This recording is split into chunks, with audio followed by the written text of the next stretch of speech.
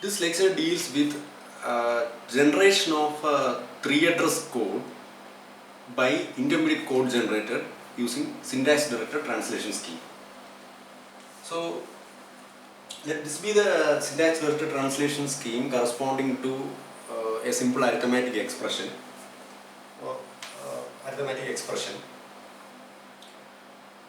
So as you all know, associated to each production, in the case of syntax-directed translation, there will be a sequence of semantic actions. So these are the semantic actions. If you consider this particular production, you are having 3 actions. So here you are having 2 actions, and as we have discussed in the last lecture, these actions will be separated by or delimited with semicolon, and the sequence of action will be encapsulated within parenthesis pair. Now let me introduce 3 important functions used in this semantic action. So one is lookup function, that is lookup id dot name. So lookup function actually returns the lexeme corresponding to that particular id. So it actually looks into the symbol table corresponding to that particular id and returns the name of that id, that is lexeme of that id back. So that will be received by this variable p. So p is a variable used in this code. So lookup looks into the symbol table corresponding to the entry id and returns its name back. The next one is emit. Emit is a function that actually emits or outputs or generates 3-address code. So what do you mean by 3-address code? So this is an example, a equal to b plus c. This is a 3-address code because you will be having maximum 3 operands or 3 addresses used in this instruction. And again you can have, so if you consider these are the 3 operands used, and these are the 2 operators. So you can have at most 2 operators, and one operator is an assignment operator and another one is an arithmetic addition operator. So that is what you mean by 3-address code. So this syntax-directed translation scheme actually generates an intermediate code based on 3-address code representation. So emit actually generates 3-address code, and you can have another function, that is new term. New term actually creates a new temporary variable, compiler generated temporary variable, and that will be returned back. So that will be used in this 3-address code representation. So these are the 3 new functions used in this semantic action. Now let us consider a simple example. So let the statement be a equal to b plus c into d. So as you all know, parser will generate the parse tree and that will be feed as input to semantic analyzer. The semantic analyzer, after checking semantic of that input representation, input tree, and the semantic analyzer also generates or outputs the parse tree that will be feed as input to, or that will be taken as input by the intermediate code generator. So as far as intermediate code generator is concerned, it will be having an intermediate representation, that is parse tree, as the input. So if you consider this statement, the equivalent parse tree will be like this. So you are having statement is id equal to expression. So now expression is actually expression plus expression, that is E1 plus E2. This again gets splitted to E1 star E2. E1 gives ID, E1 gives ID, E2 gives ID. So if we consider yield of this parse tree, that is concatenating the leaf nodes from left to right, you will be getting ID equal to ID plus ID star ID. Now, if you consider the name associated with each ID, so here it is A, here it is B, here it is C, and here it will be D. So this will be the parse tree that will be taken as input by the intermediate code generator. Now the intermediate code generator will process this parse tree in the order from top to bottom, from left to right. So it will start from the root. So it will move across this parse tree in this order. So while moving across the parse tree in this order, whenever it identifies a reduction, so at this point it will never identify any reduction. Whenever it reaches this particular node, it will identify the reduction E giving ID. So E giving ID. It will perform the semantic action associated with that production, E giving ID. So the first operation is it will perform a lookup operation.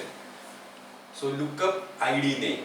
So it will execute the code that fetches the corresponding ID name from the symbol table if it exists. So what happens is, whenever it executes lookup ID name, B will be returned back, and that will be taken by the variable P. So P will be having the value B. Now it will check whether P is not empty, P is B. Then it will execute this code, E dot place equal to P. That is E1 dot place. The corresponding attribute value will be assigned B. So that will be the semantic action performed when it identifies this particular reduction. Now again it will move from left to right in the order top to bottom. So whenever it reaches this particular node, it will identify reduction, that is E1 giving ID. So it will execute the semantic action associated with that production. So first it will perform lookup ID dot name, that is C, which will be received by P. So P will be having C right now. Since P is not empty, it will execute this code, E dot place equal to P. So E dot place, the corresponding attribute value will be assigned as P, which is C. And again it will move across the parse tree in this order. Whenever it reaches this point, it will execute E2 dot place. E2 dot place will get the value D. Whenever it reaches this point, it will identify the reduction, or it has, you can see that it has completed processing the subtree rooted at this node. That is, it has completed scanning the branches of the tree rooted at E2. So that actually represent the production E giving E star E. E giving E star E. So it will execute the semantic action associated with E giving E star E. So what about the first action? First action is E dot place equal to new temp. So whenever it executes new temp, so far it's not having any new temporary variable. It will generate a new temporary variable, let it be T1, and it will assign E2 dot place equal to new temp. New temp is actually T1. So now what about E2 dot place? E2 dot place is T1, and it will emit the 3 address code, that E dot place. So this E dot place is equal to E1 dot place star E2 dot place. So that output will be generated. What about E2 dot place? That is the left hand side. That E dot place is actually T1. So it will generate the output, emit the code T1 E dot place. Since this is a character that's delimited with single quotes, equal to, what about E1 dot place? E1 dot place is C. C followed by star followed by E2 dot place. E2 dot place is D. So this 3-address code will be emitted as output. Now again it will move to this point.